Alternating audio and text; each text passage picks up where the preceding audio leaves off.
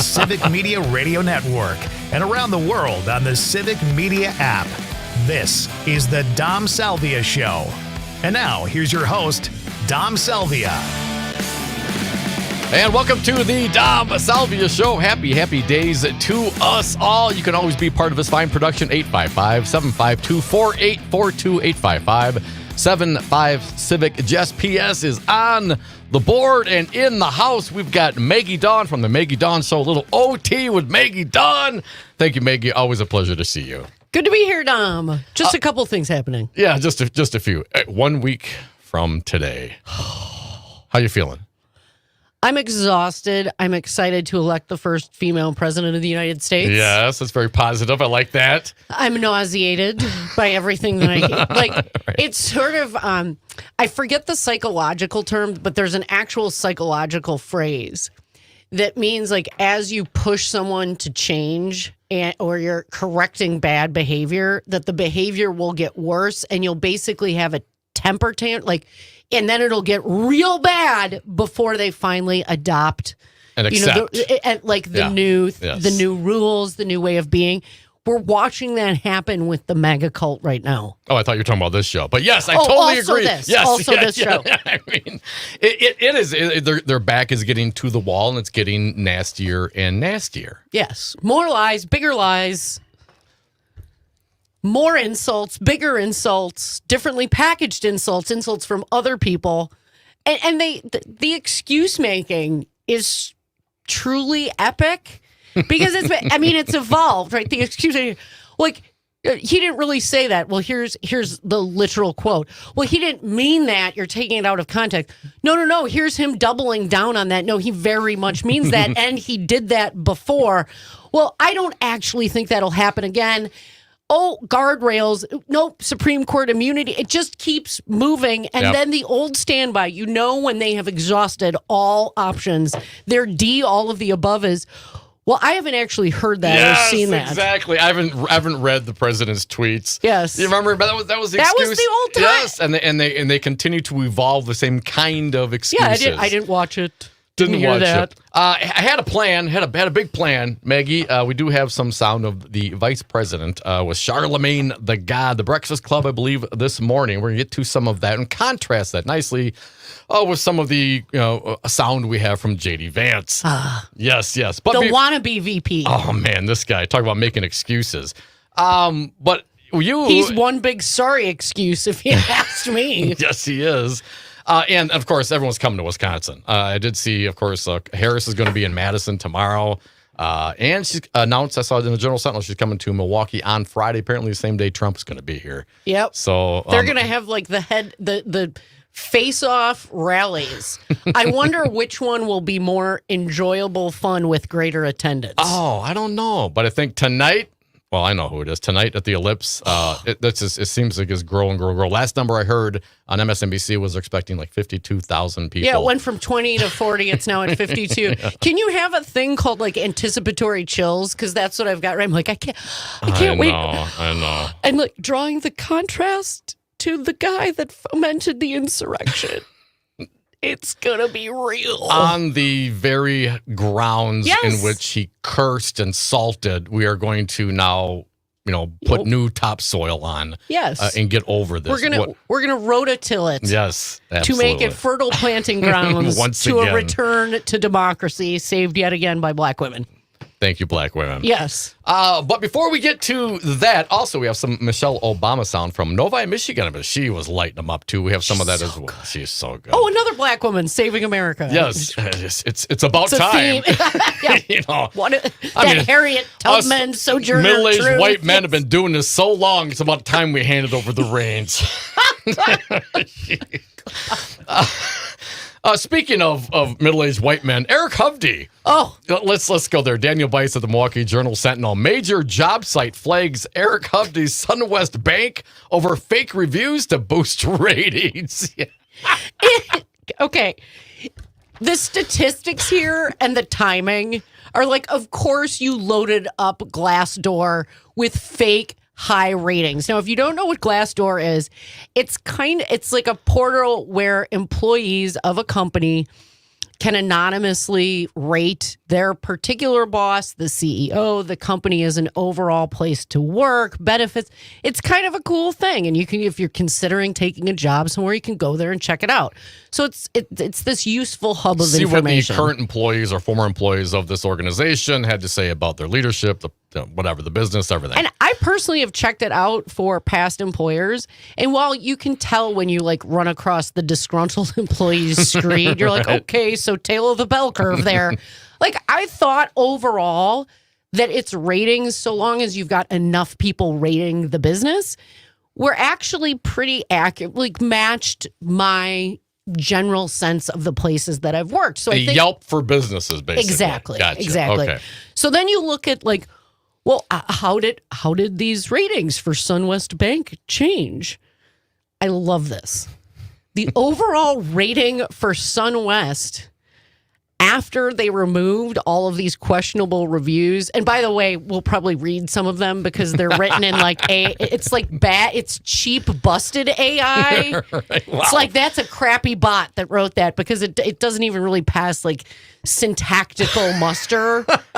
Even if you were sort of writing it doesn't make much sense. Anyways, so after they removed all of these fake super positive ratings. We love SunWest. We love it.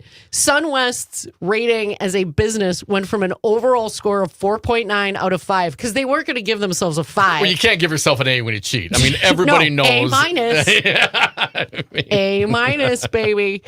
From 4.9 out of 5 to 3.1. Oh, damn. Like, dude, if you're going to juice them, don't you know how to do this correctly? Like, just juice it a little. Like, just put yourself into the B+. Don't go A minus, man. Don't be Just greedy. B+. Don't be greedy. Eric Hovde, don't be greedy. The guy on. with the Viking hat, like throwing the dollar bills, y'all, up into the air with his wife. So, yeah, 5 to 4.9. And Hovde's approval rating. No, 5 to 3.1. I'm sorry, Yes. 4.9 to 3.1. Yes, thank you. We'll do it together, Yes. Dom. It's always better when we We'll do it stand together.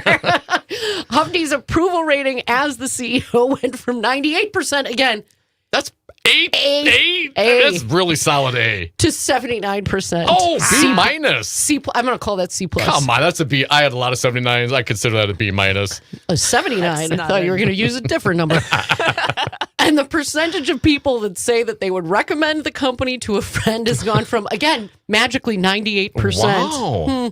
to 43%. Damn. Fail. That's a D minus. That's an F. So instead of 4.9, 98%, it's 3.1, 79%, and 43%.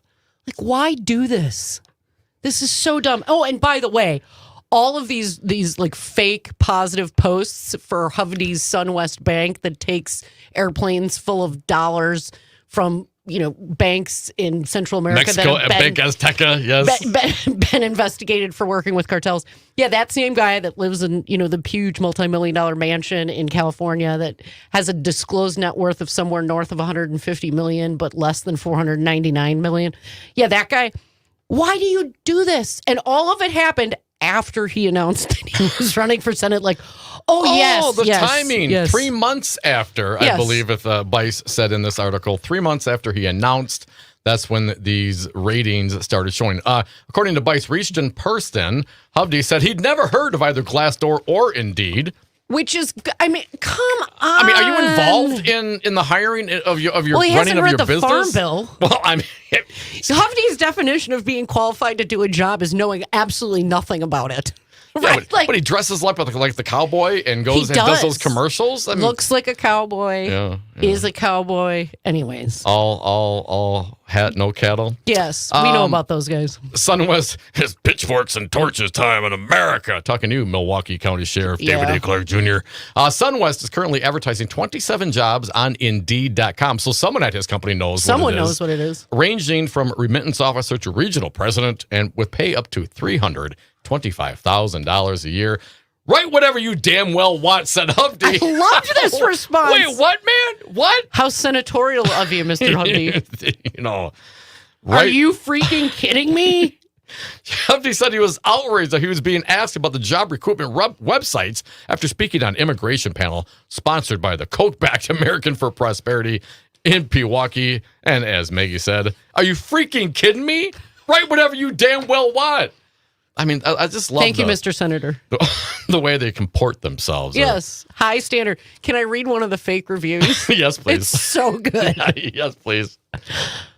I am engaged in this role where my efforts are rewarded with monetary compensation for the... Hey, I'm not done. I am engaged in this role where my efforts are rewarded with monetary compensation for the tasks I perform.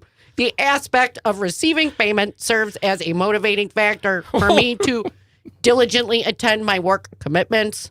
However, it seems prudent for a thorough reevaluation of this particular requisite to be conducted, as it currently appears to lack effectiveness and fails to offer significant assistance. The monotonous routine of my job may seem unfulfilling at times, as I am a robot. Well done, Maggie Dawn. You didn't know I could robot. No, I didn't know. You're roboting the hell out of that. Is there more? I just want to repeat the first sentence. Okay. I am engaged in this role where my efforts are rewarded with monetary compensation for the tasks I perform. Oh. It's like I'm paid to do a job. Yes, imagine that. Wow, you're paid to do a job. You show up to do a job, but apparently you get a little tired of it. You know, you have to maybe mix it up a little bit. Wow. He got really defensive, Hovde did. Do you think he Might have struck a chord. maybe a little bit? I mean, this guy he's a little angry.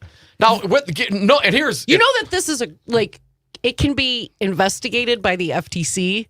Lena Khan, the head of the FTC, who is beloved by union organizers and workers' rights groups, said this about this kind of stuff in August. Fake reviews not only waste people's time and money, but also pollute the marketplace and divert business away from honest competitors.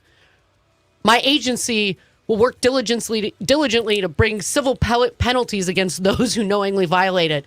Dear Eric Hovde. Actually, more, dear Commissioner Khan, please look into SunWest Bank. You know, if he is so willing and able to, or someone in his organization put out there these fraudulent and false reviews, I really got to wonder about everything about the guy. Will you ever tell the truth? Well, here's my thought. You know what the real underlying thing is here? That mustache is fake. Fake stash. I'm telling you, man. Fake stash. It's a Just like fake his stash. cowboy hat and his Wisconsin residency. And his Glassdoor ratings. Folks, Yes. This is the Dominic Salvia Show. The Dom Salvia Show. I'm Dominic. That's Maggie Dawn. It's Overtime with Maggie Dawn. Jess P.S. is on the board. Come back with us, 855-752-4842.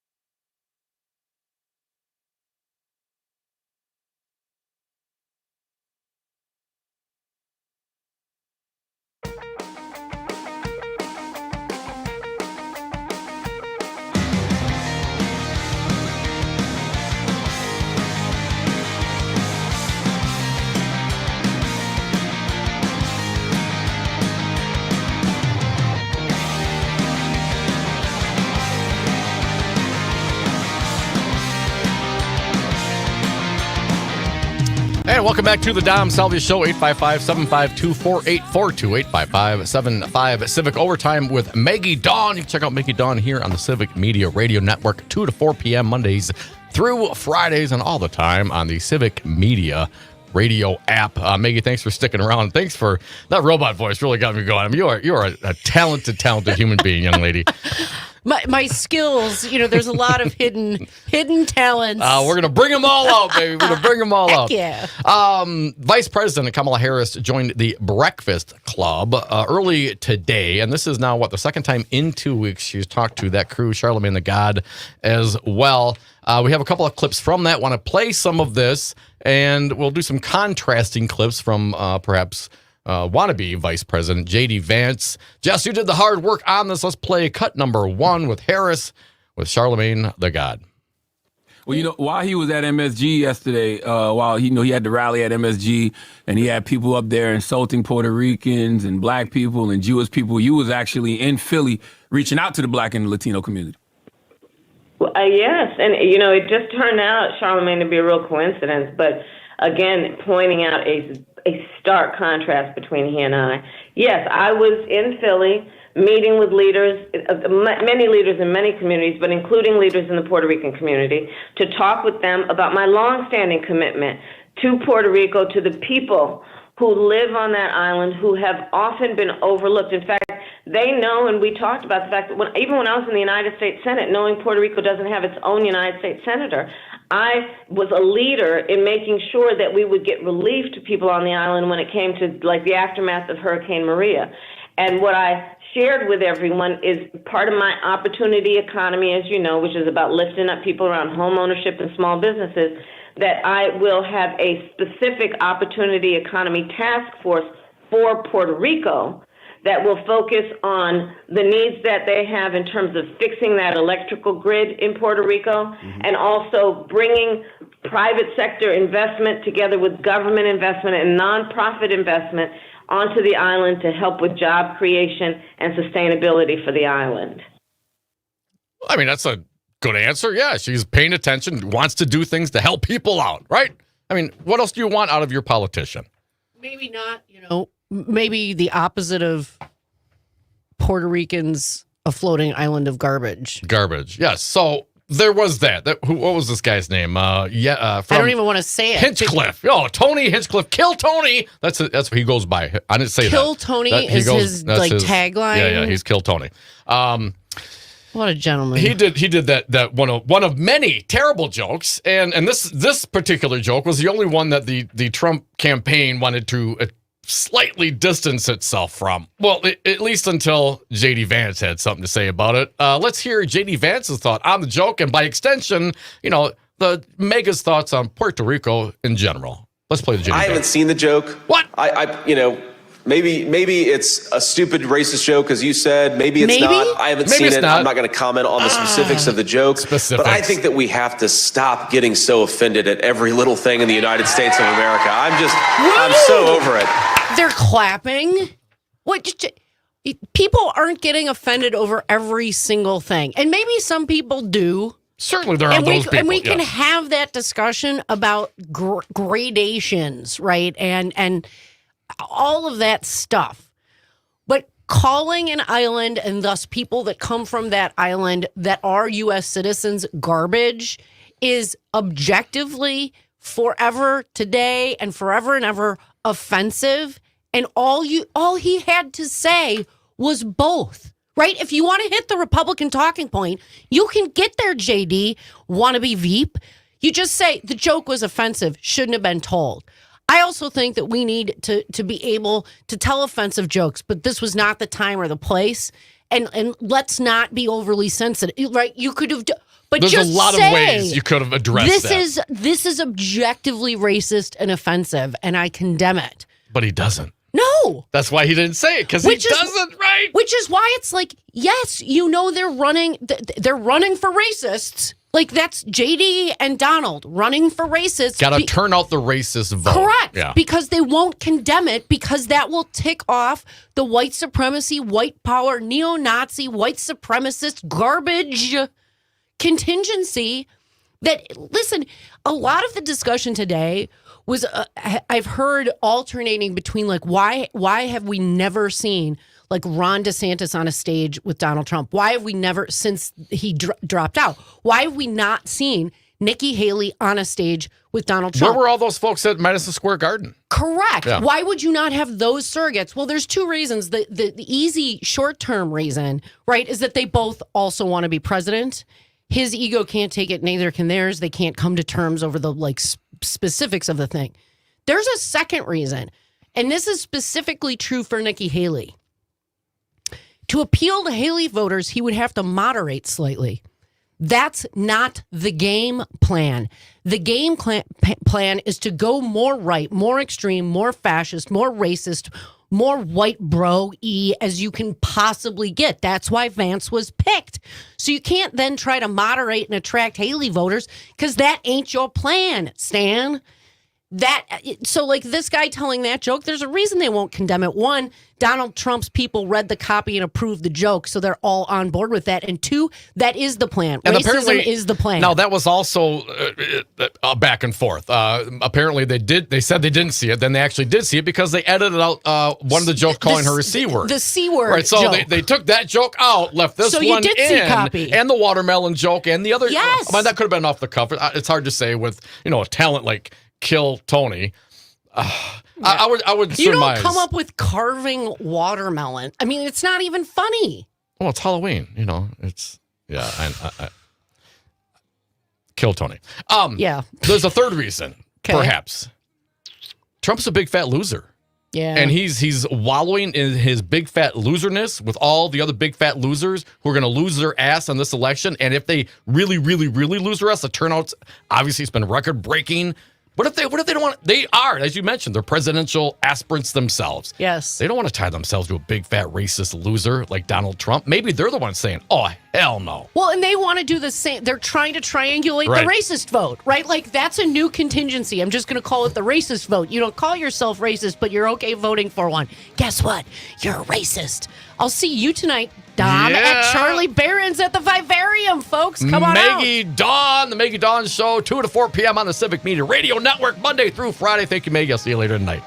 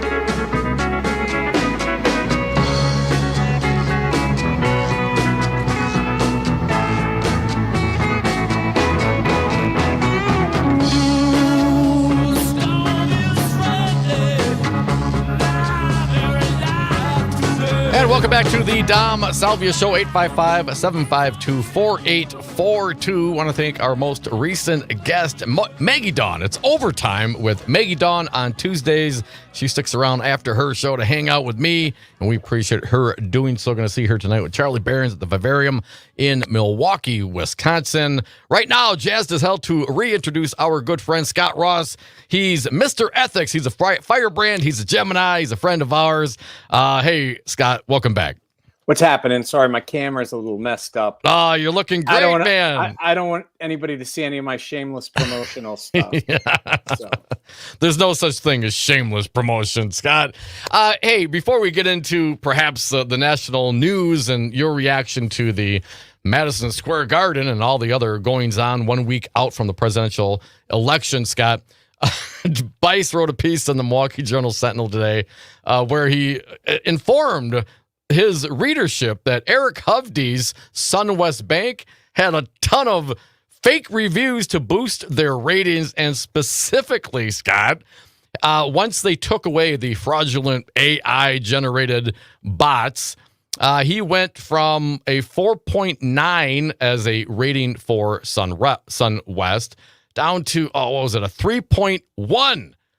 A 4.9 to a 3.1. His own Hovde's personal approval on this Glassdoor rating, he went from 98% to 79%, and the people who said they would recommend the company to a friend plummeted from 98% to 43%.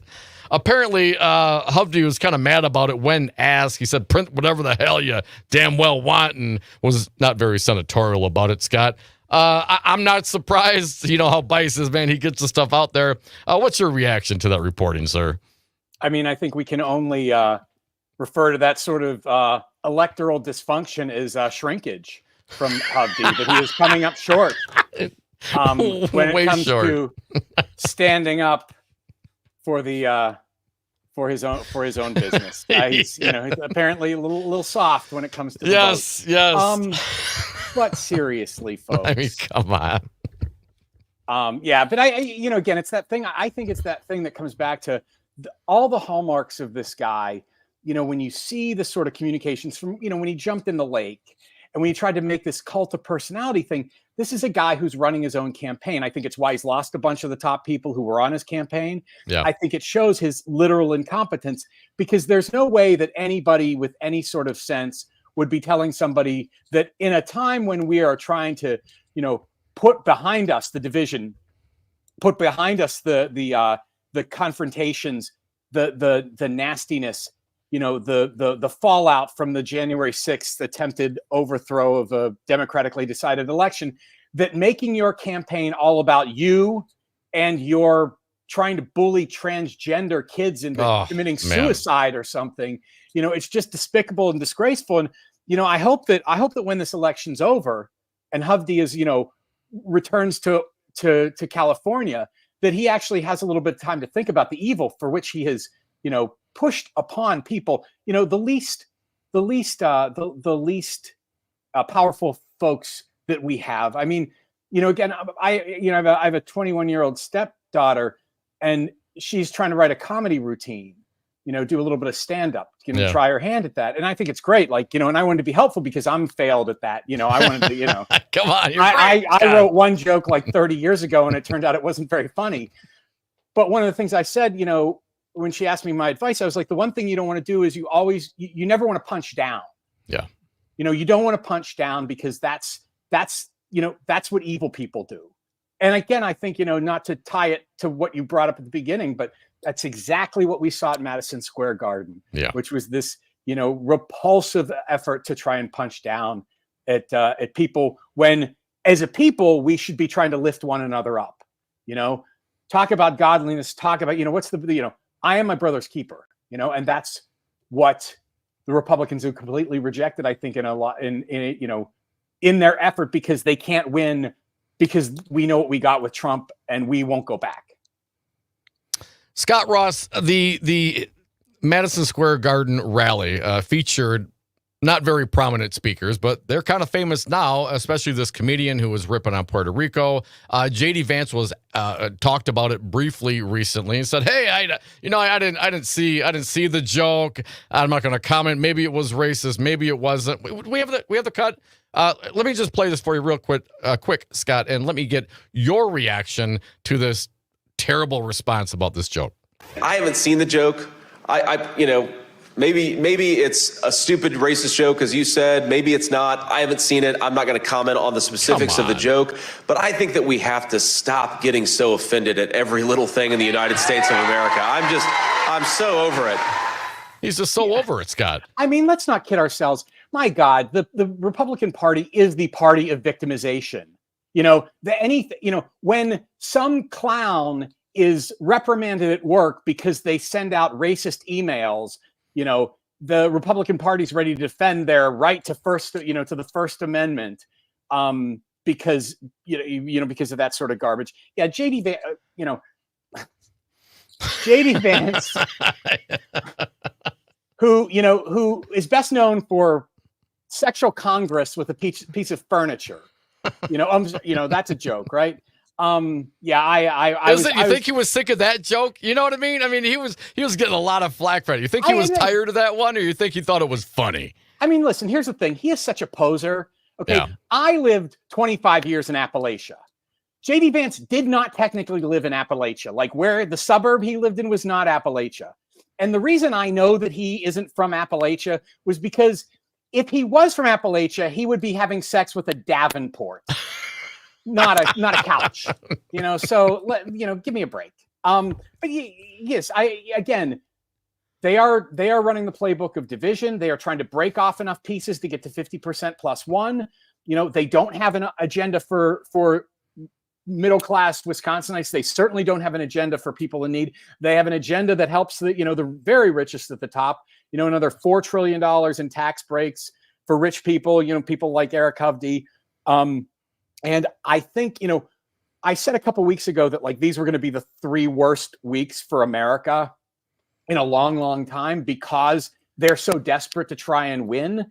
But I think what we've seen is we have seen at no point in time in anything that has happened, and let us not just the stuff that's happening on the airwaves, not just the stuff that's happening at Madison Square Garden, but things like the Republican Party of Wisconsin, their entire get out the vote operation is being financed by Elon Musk, the second richest guy on the planet, who yesterday tweeted out a meme from his PAC calling the vice president the C word. And not a single Republican has condemned this, has tried to walk away from it. Like, they are so in. It is a sign of what they are willing to do to have power, the corruptibility, the soullessness, the fraud, the venality that they're willing to endure in order for power. And we're not talking about just like Hovde, or we're not talking about, just like Vance. And we're talking about state assembly people who will not come out and criticize this sort of this racism, this misogyny. Well, none of it. Why? Because they're afraid of their own voters. They're afraid that either they won't vote for them or some physical harm may come to them. I mean, come on, man, we're hardening up our election sites this cycle around, It is a cult. It is because the Republican Party is 100% owned cult of Donald Trump. And he is going to stick around after he loses this. This is going to, he's not going to go away. Right.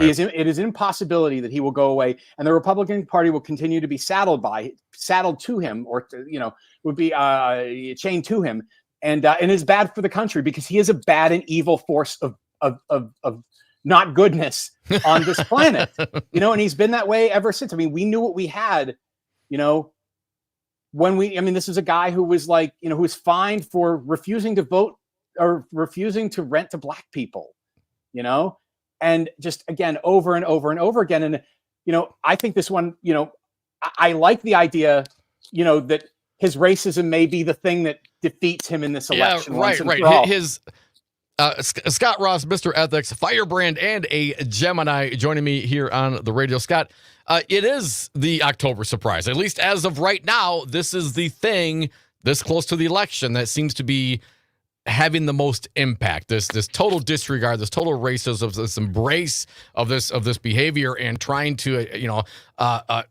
turn out the base without going to the middle, trying to get the independents. This isn't grabbing any independents. This isn't grabbing anyone who has yet to make up their mind. This is turning those folks off, I would imagine.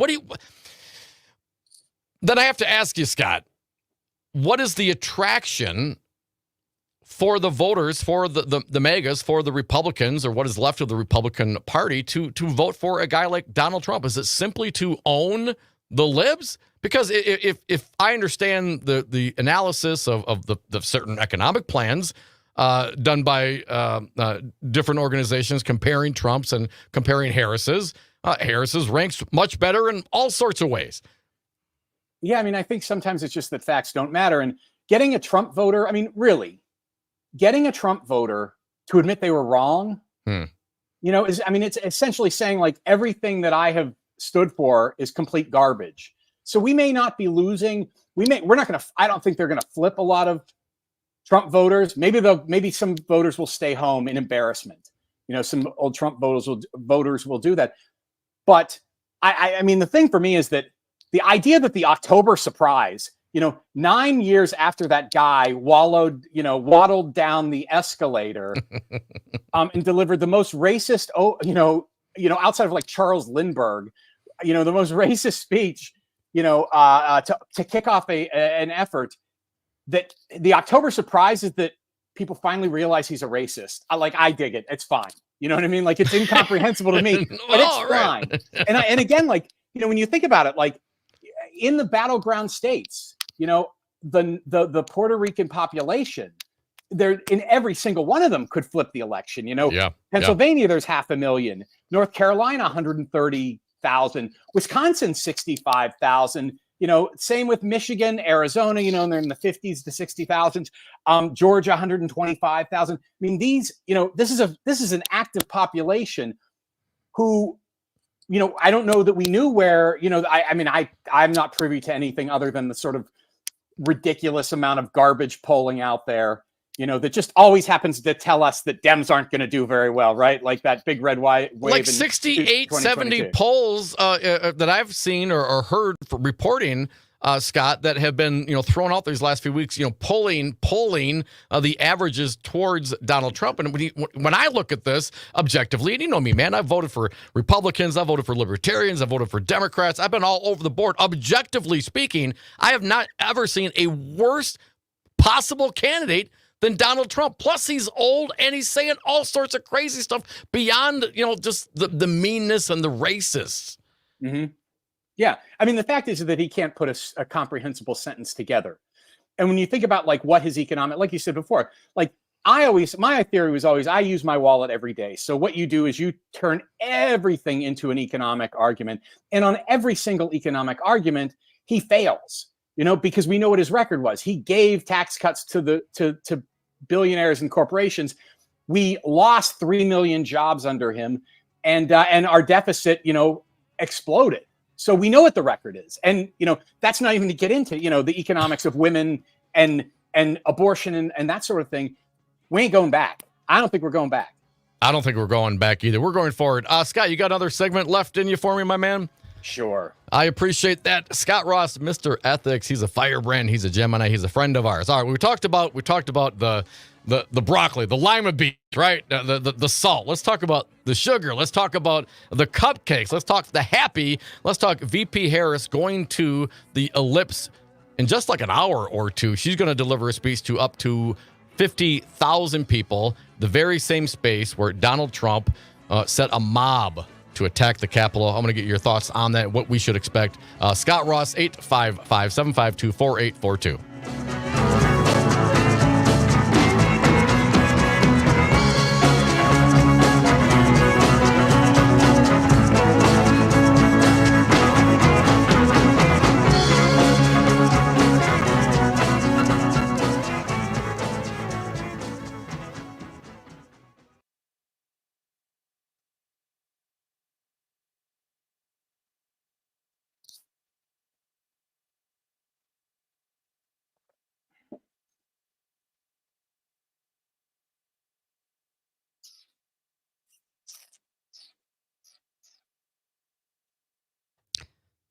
Scott, are you clicking something? I was making noise with my mouth. Okay. This? Yeah, that was me. Yeah, okay.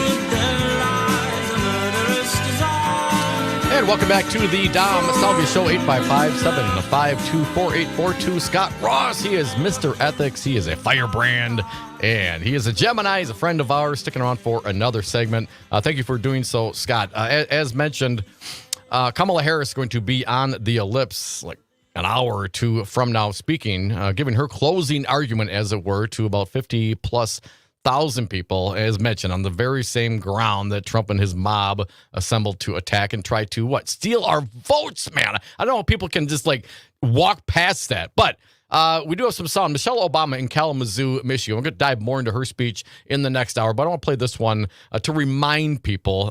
Cut number 6, if you would, please, Jess. When the American people fired him from a job that was too big for him to begin with, he tried to steal it, egging on a violent mob that breached our nation's capital.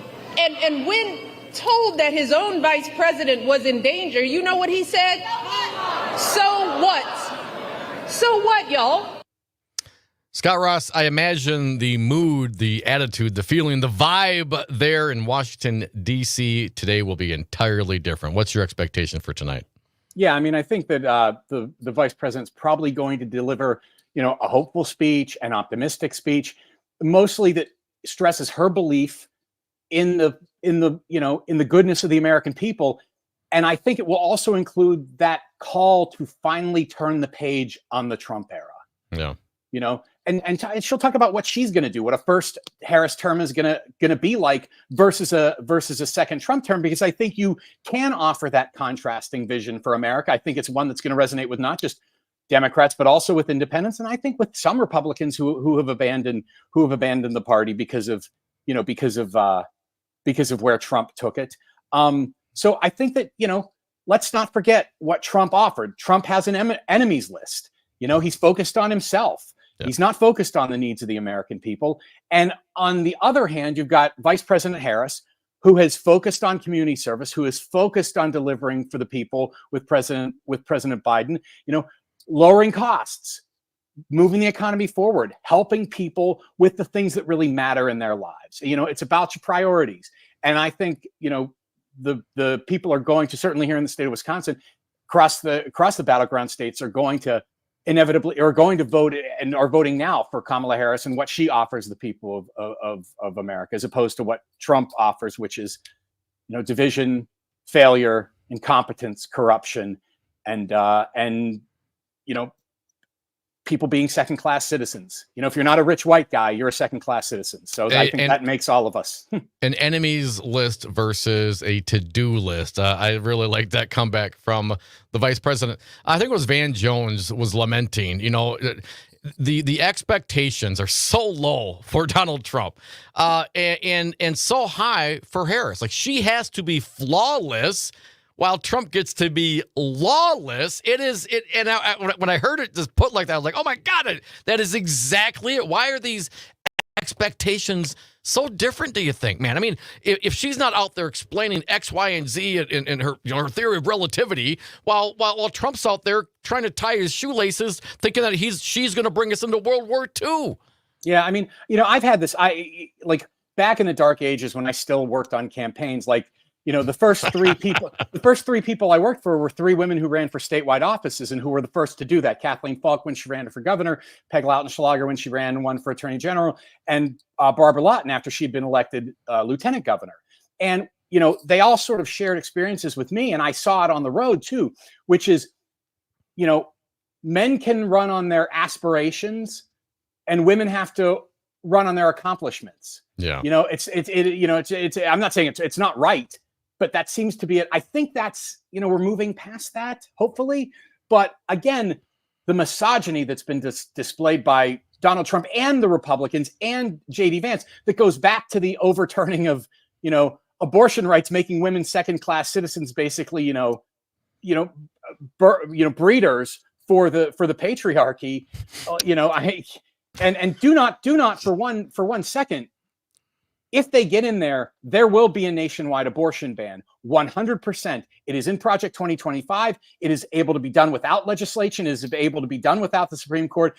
It will be done under these people because that is what they have. That is what they stand for. Scott Ross, just a couple more minutes left in the segment. Harris has done a fine job of outreach to disaffected Republicans, right? Lots of folks, even down to the mayor of Waukesha, Wisconsin, appearing with Governor Walz here recently. Of course, famously, we have the Liz Cheney and her father supporting. You can stop it there. I don't want to hear about Charlie Sykes. I don't want to hear about that guy.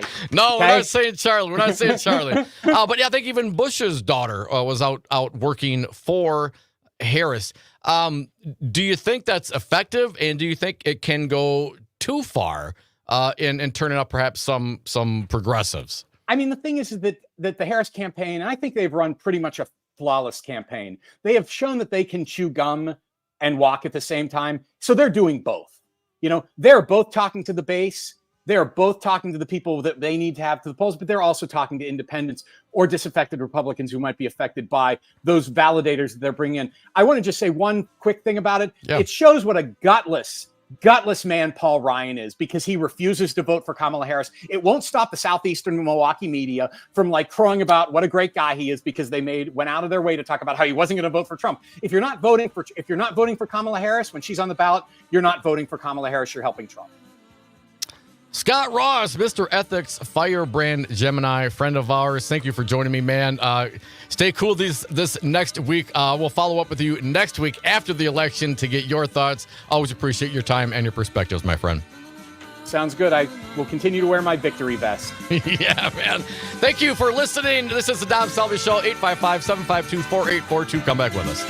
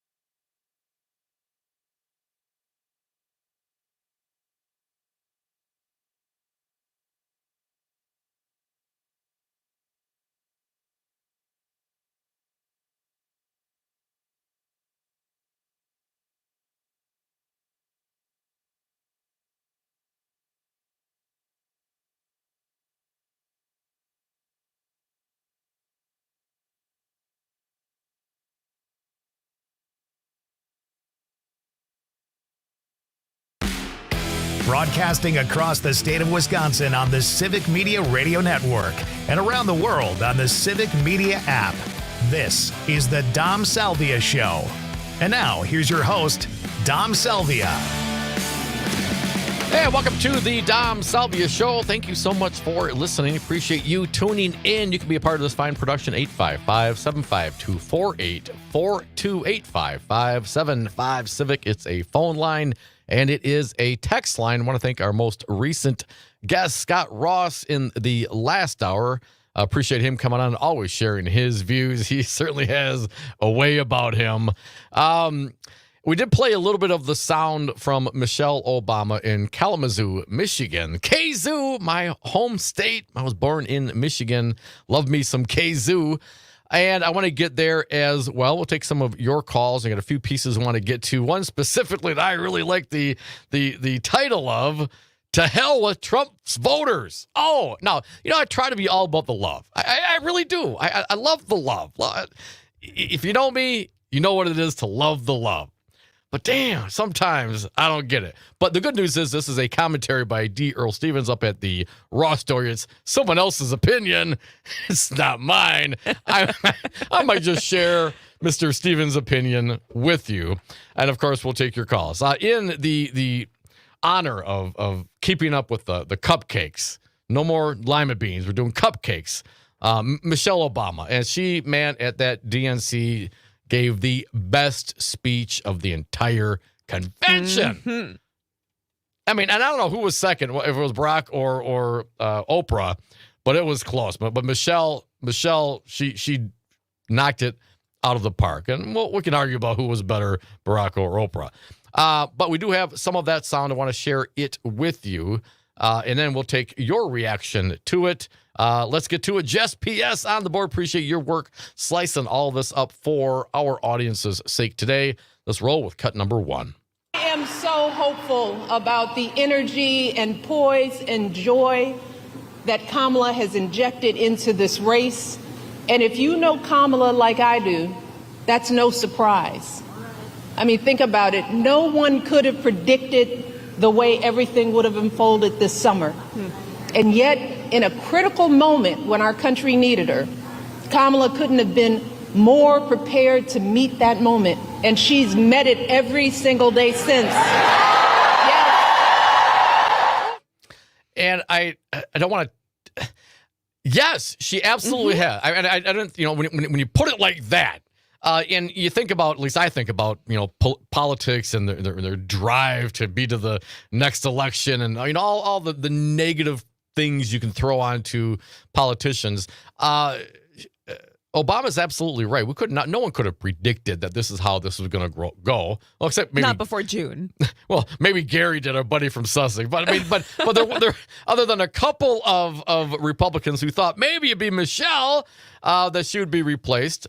But no one could have predicted that. And I absolutely agree. Not just by the money raised and the folks that she's gathered in her coalition to support her, Republicans and independents and Democrats, Bernie Sanders and Dick Cheney. Mm-hmm. I mean, come on. Yeah, getting those two on the same team. And tons and billions, $1 billion plus, in a short campaign. I really like the short campaign, Jess. I wish we could. Can we always do it like this? I think so. Like 4th of July and on. That's it. That's all you get. That's after we celebrate our independence, and then we go vote in November. That's as short as that's all we need. But I absolutely agree that Harris has met the challenge, and it's not just about, because we're all human. She's had some difficult answers here and there, messed up some words or stuttered or paused. God, she's been human. I know. Imagine that, but she showed up. Yeah. Every single time. Yeah. She's shown up. And I see Fox News has a tally. Who's done the interviews and whatnot. I mean, she's showing up on Fox News with Brett Baer, who interrupted her nonstop. And she showed up to 60 Minutes, where Trump did not, will not, has not, won't. And in fact has threatened to, threatened retribution to... Yeah, that's healthy. CBS for 60 Minutes. But that's how he is. And if he's going to do that to 60 Minutes, which is the news station or the news program. If what are you going to do to everything else and everybody else? Man. No more 60 Minutes, no more anything. No more 60 Minutes, no more anything, no more cows. Jeez. Let's keep going. Michelle Obama lighting them up in Kazoo, Michigan. Cut number 2, please. She's doing it all with vigor and with grace. That's because Kamala Harris is a grown-up. Oh, that hits home because the constant grieving and whining and bitching and moaning from Trump and all those folks. It's just like, are you kidding me? Do you have anything positive, anything good to say? Oh, we're a nation in decline. Yeah, if you get elected. We're the garbage can of the world. Yeah, right. I mean, and that's just in the last week. I mean, you go back and so there's certainly different messaging, let's call it. But I like the contrast. Trump acts like a petulant child because he is one. He's gotten away with being petulant his entire life. He has yet to answer for his crimes. And I'm not talking about the fraud of the state of New York. Which sentencing will come up. Although, you know, he should answer for those. He will, but he has not answered for the attempt to overturn the election, to overthrow the government of our country, democracy, people. Kamala Harris is coming up. She's doing a rally in the Ellipse today. In like an hour, she'll be on. At the very same spot where Trump and his cronies and his mob desecrated the ground. They spread feces in the Capitol, for crying out loud. Are you kidding me, people? And these are the folks that Donald Trump wants to pardon, the great patriots that he wants to pardon. But he'll send the army after Pelosi and Shifty Schiff. And the press. And don't forget the press. I mean, he said the enemy of the press in that one sentence 5 times yesterday. Yeah. He really, really does not like the press. Well, let me just tell you something, Trump. I welcome your hatred. Michelle Obama in Kalamazoo, Michigan. Are we ready for this moment? Oh, hell yes, we are. 1 week from today, baby. Cut number 3.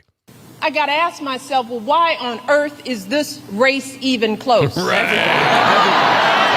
lay awake at night wondering what in the world is going on. And it's clear to me that the question isn't whether Kamala is ready for this moment, because by every measure, she has demonstrated that she's ready. The real question is, as a country, are we ready for this moment?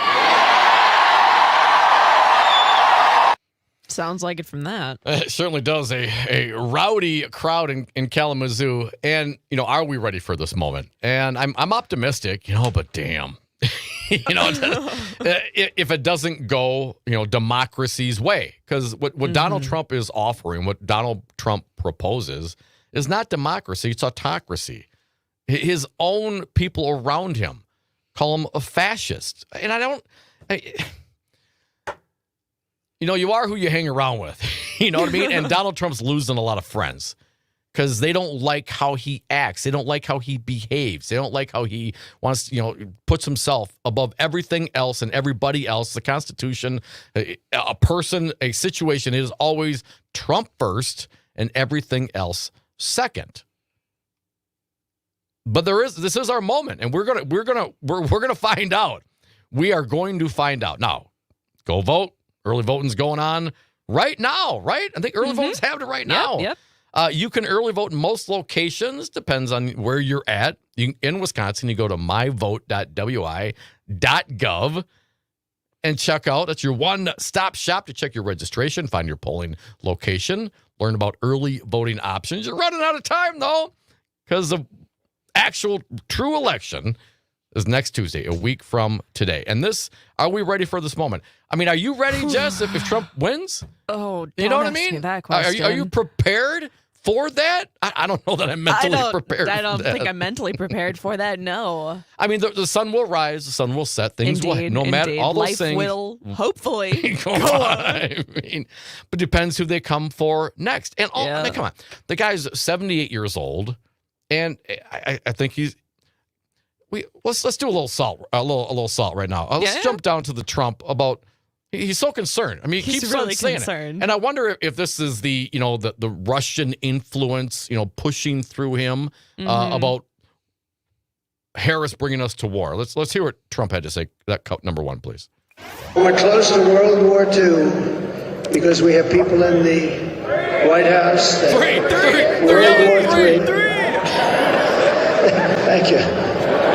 Thank you. Come, what? Really, dude? You had to have the audience tell you that no, it's World War III. You're probably talking about. I mean, probably. And being close to World War II, I guess it's relative. Sure. In the grand scope of human history, right? But we're getting farther away from World War II every single day. Indeed. Trump. And he laughs. Oh, thanks for that. Thanks. Yeah, great. Who's going to be there when it's got to be you to make decisions? You don't have your crowd to tell you that's the wrong World War you're talking about. You got Jared Kushner. Come on, people. I mean, for real, people. Come on. I'm talking to you, Trump voters. Well, I don't know what we're talking about. I'm talking to you. I'm talking to everybody. Let's just be honest here. Yeah. If you're a Trump voter, come on. Question yourself. Look yourself in the mirror. All the things you ask. You want your daughter to date him. Would you want your son to date him? I know that probably bothers you a little bit, doesn't it? Would you hire Donald Trump to do anything? Would you hire him? I mean, he's a big builder, developer guy, right? Would you hire him to run your project? You got a building you want to turn into condos. You're gonna hire Donald Trump to get that done for you? 78-year-old Donald Trump doesn't know what war Kamala Harris is going to get us into. I mean, what does it take? What are your expectations? And certainly you have higher expectations than that. I know you do. I know you do. So why would you cast that aside for this? So you don't have to vote for the lib? What is the lib offering? Oh, yeah, Comrade Kamala, Antichrist Kamala. Kamala wants to give you money for having kids and helping you out in the beginning. First-time homeowner, generational homeowners getting a break.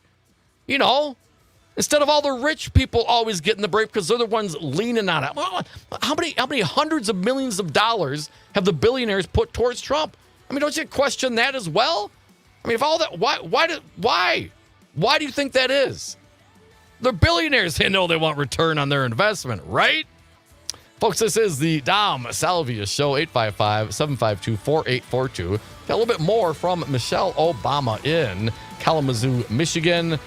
Then we got some opinion pieces about the Trump voters. And, of course, your calls, 855-75-CIVIC.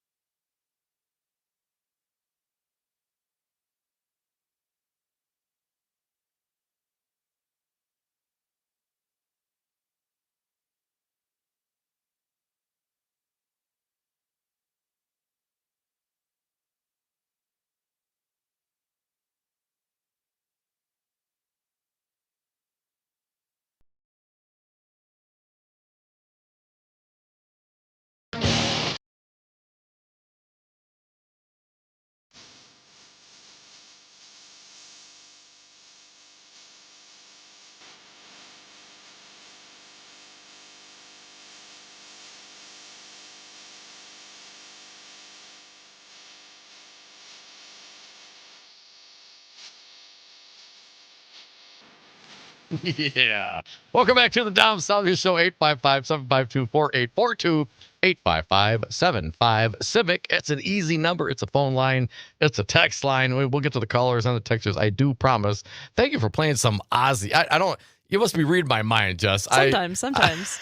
All day today, I just jammed on Ozzy on Spotify. I just listened to as much Ozzy as I could. Nice. I heard a song earlier. I was getting a little tingle of it. Oh, man. And he's getting so old now, man. And Terry Garr died today as well. Oh, man. She was great. Frankenstein, man. She was in Close Encounters of the Third Kind. Tootsie. All my rock stars and actors, man. Oh, well, I guess we're getting old. That's the price of continuing to live. I hear it's better than the alternative. Well, that's what they keep telling me, but we'll see. I hear it's paradise. So, folks, if I'm bothering you, don't.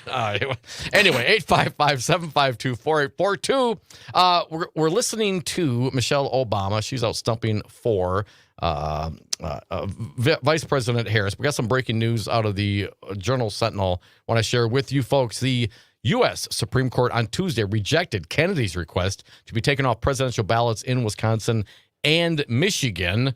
Kennedy, of course, endorsed Trump after ending his campaign, missed the deadline for withdrawing from the ballot on those states, but he argued the deadlines are unconstitutional because they are different than the rules for candidates running on the Democratic or Republican ticket.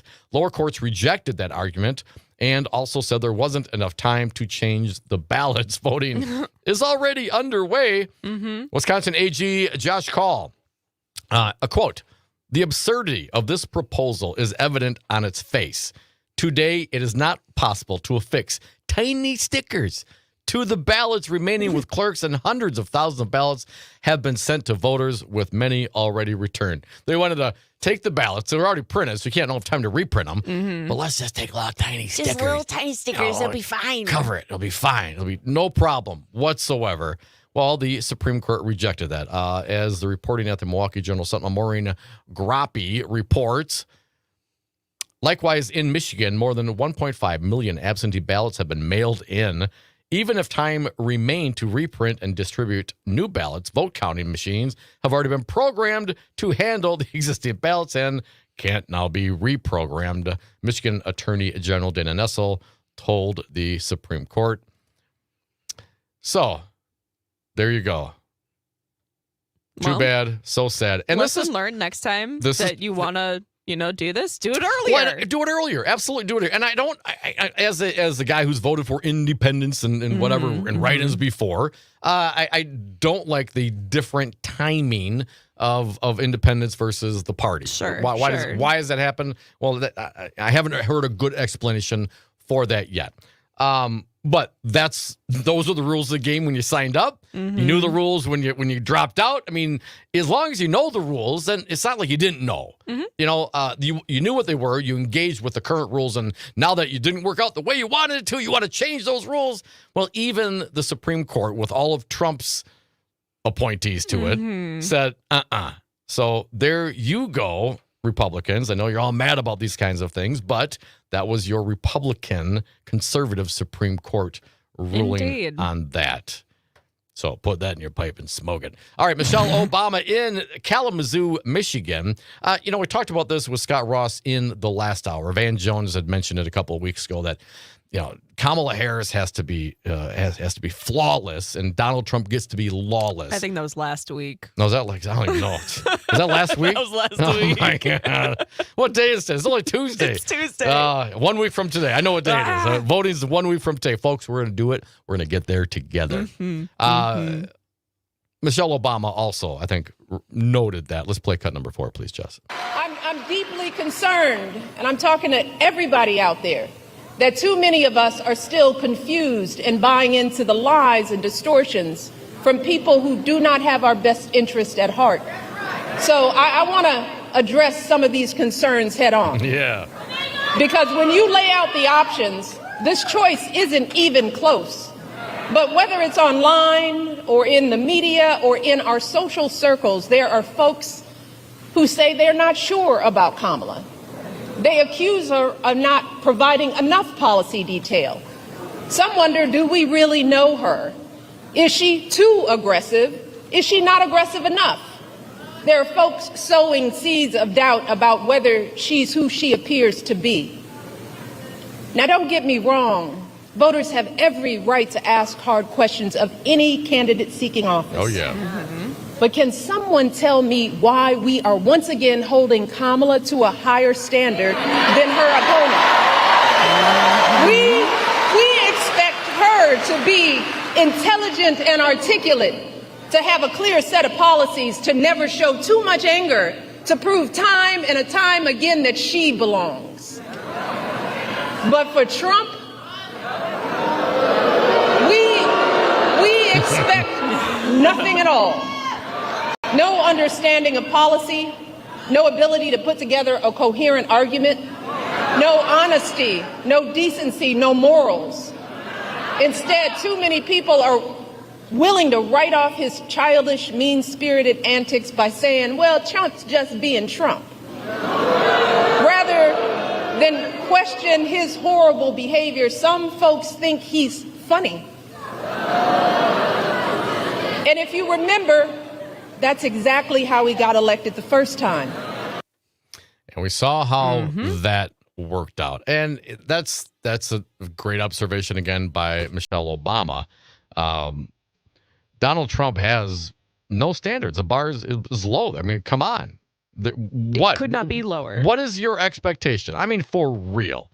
What is your expectation of Donald Trump? If you're a Trump supporter, he's going to get in there. What do you think he's going to do?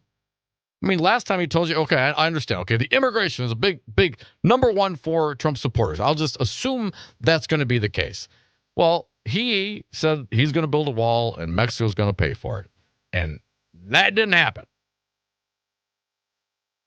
He said he was going to repeal and replace Obamacare. Got a new awesome health plan. And everyone's looked at it. It's going to be great. It's going to be great. Don't worry about it. It's going to be fantastic. It's coming out in 2 weeks. We heard that for years. I mean, for real, what is your expectation? And why would you have a lower expectation for your president, the president of this country? Why would you have a lower expectation for him than you do anybody else in any other social or professional circumstance ever?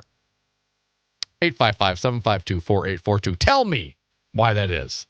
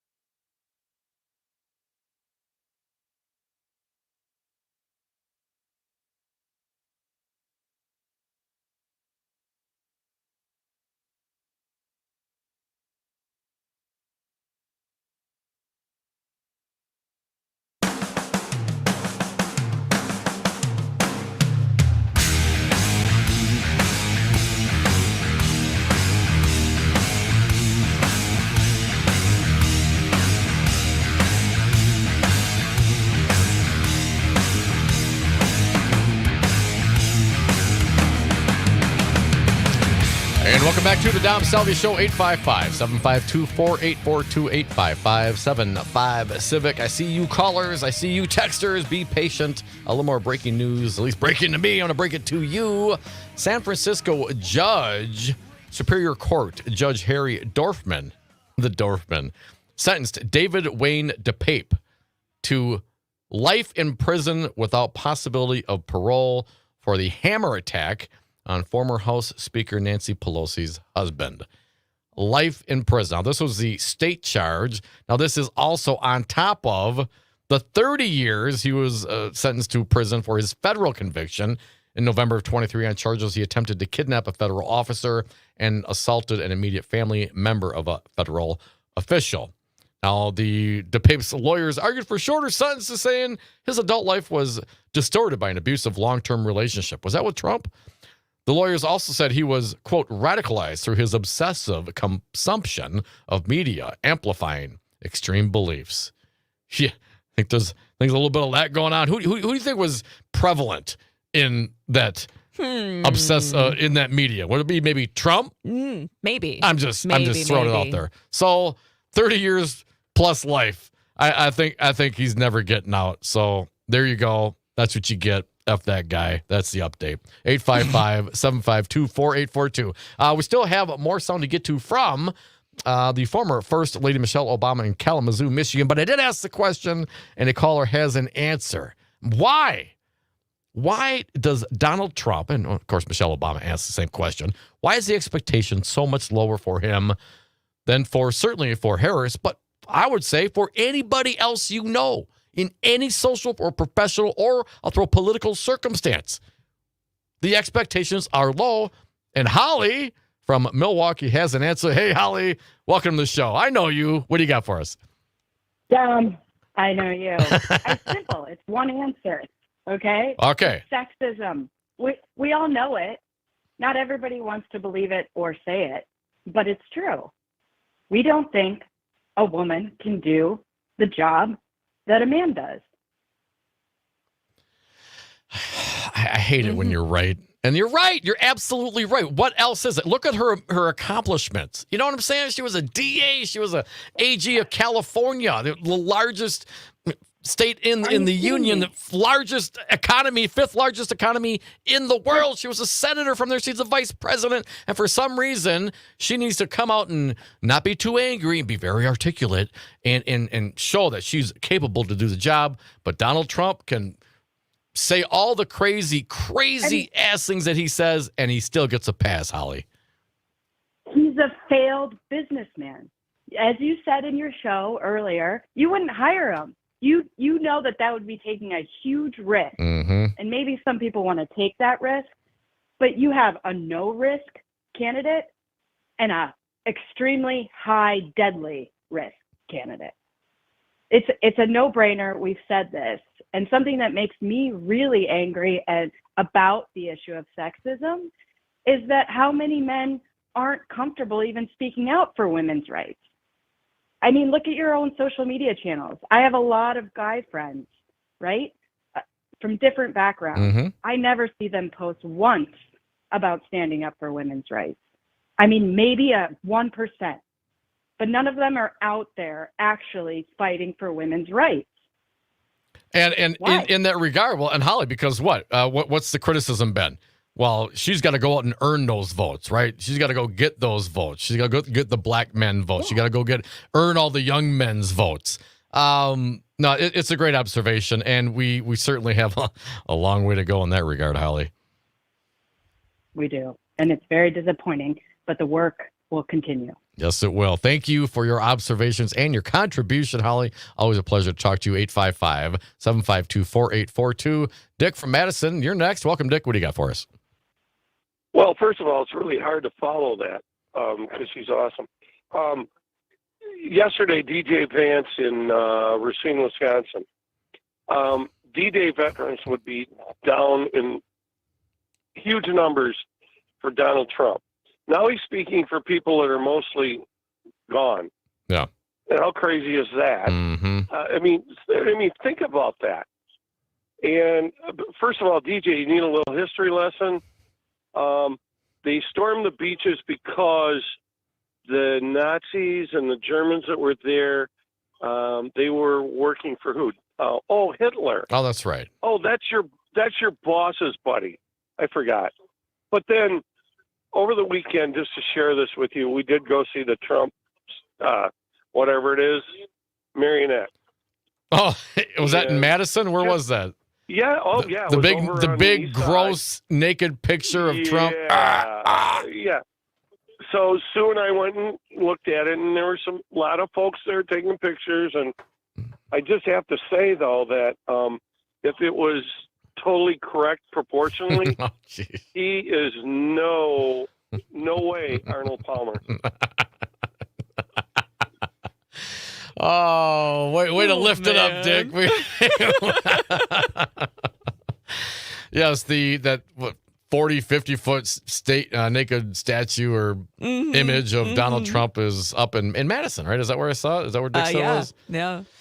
Yeah, it was in Vegas, I think. It's walking all around. It's making the tour. And here's the thing. And I get it. It's funny, whatever, because, that guy. But, I mean, if they were doing that, if someone did that of a naked Kamala Harris, I'd find that a little bothersome. You know what I mean? Yeah. And I don't know why. Is it because, I'm backing Harris, or just the whole body shaming thing? I don't know. I get it. And I'm not gonna be upset about it. I'm not gonna go take that thing down. But yeah, it is kind of it's lowbrow. It is. It's par for the course for the Trumpsters. And I mean, sometimes you got to play their game and hit them where this is how they do it. There you go. There's your guy and all of his little glory. 855-752-4842. Mark from the SAC, you are next. Welcome, Mark. What do you got for us? Yeah, thanks, guys. Yeah, I don't know if it's tragic or ironic that Stephen Miller gave a speech, "America for Americans Only." Oh, what, dude? What? Is that like straight Nazi, dude? I mean, is that straight up?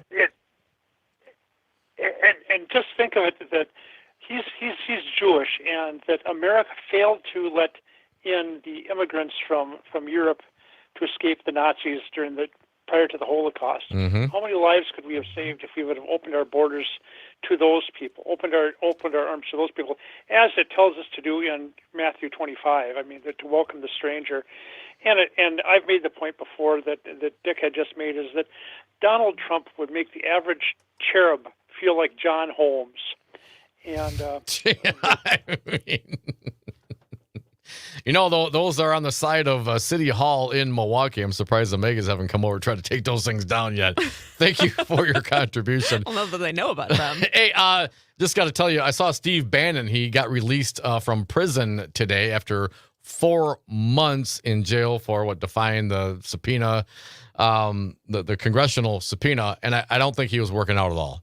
No, he didn't. No, he doesn't. He didn't get prison buff. No prison bod coming out of Steve Bannon. Looks pretty much the same. Well, I mean, I thought you'd be doing push-ups and sit-ups the whole time, but I don't know. Maybe you're able to sneak in some meth here and there. Allegedly. 855-752-4842.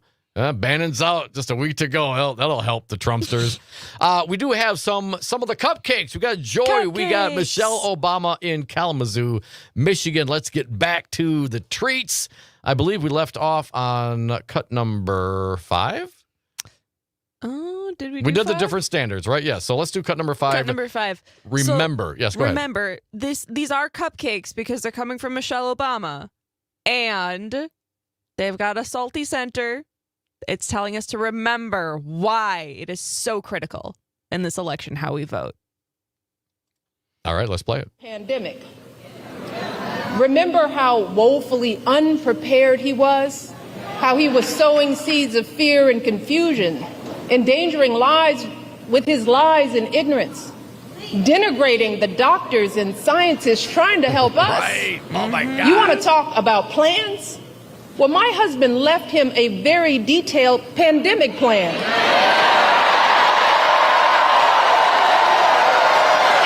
And you know what he did? He ignored it. He had no clue how to get us out of that crisis.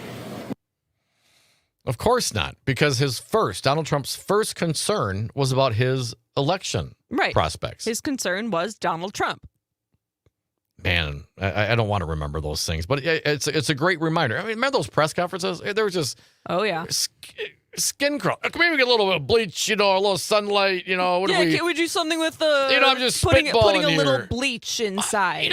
Dude, really, this is what you're gonna do? That we're using your weave. This was before the weave. It's not weaving. He was brainstorming, right? He was he was out there, and then you see the doctor wore the scarves. I forget her name, and she sat there as he was talking. She just stared forward. She didn't even look at him. When he was talking about putting bleach in the body. Don't put bleach in the body, kids. Don't put bleach in your body. No, don't do that. Don't do it. Even if Trump tells you to do it, don't do it. Even if you think he's really smart and really awesome, don't ever do that. And we were reminded of that. And thank you. I guess Michelle Obama bringing us some salty cupcake. It's like a caramel salt, right? Salty caramel cupcake. We got a few more from the former first lady. Let's play cut number 6. We already did 6. Yes, let's do it again. Okay. When the American people fired him from a job that was too big for him to begin with, he tried to steal it, egging on a violent mob that breached our nation's capital. And when told that his own vice president was in danger, you know what he said? So what? So what, y'all? So what? So what? So what? Hang Mike Pence. That's what they were shouting. Hang Mike Pence. And what did Trump say? So what? So what? So what? Another one from Michelle Obama in Kalamazoo, Michigan. Cut number 7, please. I hope you'll forgive me if I'm a little frustrated that some of us are choosing to ignore Donald Trump's gross incompetence while asking Kamala to dazzle us at every turn. I hope that you'll forgive me if I'm a little angry that we are indifferent to his erratic behavior, his obvious mental decline, his history as a convicted felon. A known slumlord, a predator found liable for sexual abuse, all of this while we pick apart Kamala's answers from interviews that he doesn't even have the courage to do, y'all. Yes, that's what I am talking about. Wow, Michelle Obama in Kalamazoo, Michigan, lighten them up. Yes, forgive me as well. That was a great point. Do we have time for? I don't think we do. We do not. We do not. Let's do. What was this? Let's hold on it. We got a little bit more from Harris in Kalamazoo. The recurring theme of the high expectations for the female black woman, right? The woman vice president running versus the old white rich guy. And why is that? Well, Holly pointed it out, folks. Can you say it with me? Say it together. Sexism. It's sexism. It's sexism. And racism. Can you say it? And a little bit of certainly for racism. Flavor, come on. It was Tucker Carlson at the Madison Square Garden the other day, being totally insulting, calling her a Samoan, something, just throwing out countries, and I mean it's the joy, quote unquote, presented and distributed and shoveled by the Republicans is manure. It's disgust. It's wallowing in self-pity and hatred and us versus them-ism. Are we better than that? Hell yes, we are. Yeah. Yes, we are. Yes, we are. Sometimes those folks that are that fired up and that feisty, they're really, really loud. But let's get some of our quiet friends out there. Let's convince them. If you're going to get involved, you want to be involved, now is the time to do it. You have very distinct candidates, very different directions for this country. One last segment, 855-752-4842.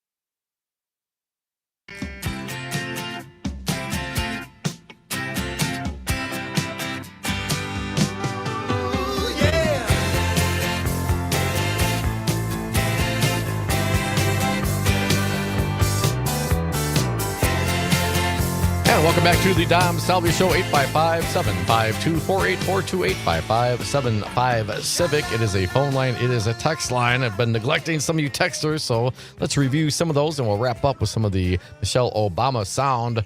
From the 920, an observation. I don't think it's sexism because Biden had the same hurdle. I think it's fear of Trump's followers, and he brings ratings, and it's sad they put money over country. Interesting observation. Don't know if I agree with it entirely. I think they were. I don't know. I think the expectations were different with Biden. I mean, he was the old guy. Jess, what are your thoughts on that? So I think that Biden faced a lot of the same hurdles, and I don't think it was as bad.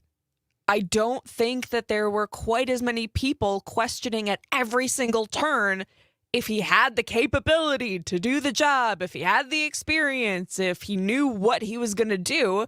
Whereas Harris, her record should speak for itself. That's a good point. So it wasn't the criticism of Biden, I guess, in my opinion, was his mental capacity. Right. We saw that. We saw the debate, and we all know that part. We all saw that, and we all. And that was their part. But they didn't question whether or not he was a vice president, or his experience. He's been in, he's been around a long time in politics, right? They didn't question his resume. They questioned his mind. Right. It wasn't whether or not he had ever had the capability. It was whether he still had it. Whereas with Harris, it definitely feels more like, does she actually have the experience? Does she know what she's going to be doing? Yeah, man, she does. Yeah, don't worry about that little part. 855-752-4842. Kevin from McGuanago has got an observation. Actually, the most important part of this presidency is keeping us out of World War III. That was two. The leaders of our country, of our enemy nations, think Harris is a joke, just like Biden. Well, number one, I wouldn't be too concerned about the leaders of our enemies think. I mean, if your enemy thinks your candidate is a great guy, you might want to consider who your candidate is. You might. Come on, Kevin. You actually see what you're writing here? So if I'm understanding you correctly, if Kim Jong-un was in love with Kamala Harris, and honestly, Kevin, who isn't? Or if Putin was in love with Kamala Harris, then you'd vote for her? And I don't think it was World War III. I think it was World War II. We got that clip? Let's remind Kevin what Donald Trump, he had the very same concern you did, Kevin, except it was a different war. We're close to World War II. What? Because we have people in the White House. Hey, W3! Hey, old man! Listen. Thank you. Hey, thank you, Kevin. Come on, Kevin.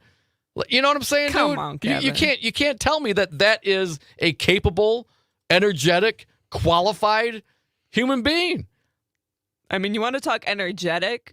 Trump at the Madison Square Garden rally sounded exhausted. Because he's a tired, angry old man. Yeah, but even with all of his hype crew there. The Ritalin? 855-752-4842. Allegedly. Let's, what else we got? Some more on the texters. But now we're kind of going back to other conversations. Oh, damn. Sorry about that, folks. But we will get to you, 855-752-4842. Okay. Let's end with some sweet cupcakes from the former First Lady Michelle Obama in Kalamazoo, Michigan. I believe cut number 8 to the men who love us. We're getting real close to the end. Yeah. I'm actually going to recommend we skip to the last cut. Aww. I know. Come on. I know. All right, I'm listening to Jess. She's the producer. She knows better than me. So let's cut to number 10, please. Kamala will veto any abortion ban or bill that restricts access to contraception or IVF. Kamala will expand access to birth control and abortion pills. And she will do all of this not because she's a woman, but because she's a decent human being.